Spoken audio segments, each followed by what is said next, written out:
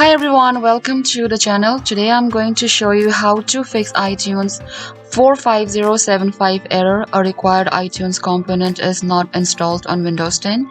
So for that, first go to Start menu and then click on Settings, then click on Apps and then go to iTunes, then click on Advanced Options, then click on Repair. Once you do that, then you can launch the iTunes. If that doesn't work, then let's go to Start menu again, then go to Settings, then click on Apps and then go to iTunes,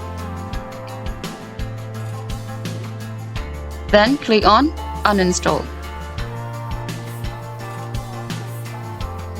Now once you uninstall it, go to the Microsoft Store. So type Store over here, then you will see the Microsoft Store.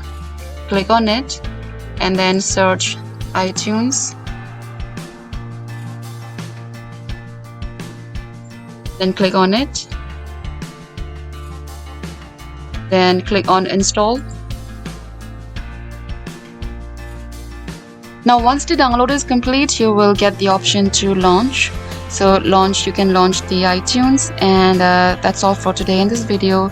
So these are very simple steps. First, you can repair the iTunes. If that doesn't work, then you can uninstall it and reinstall from the Microsoft Store.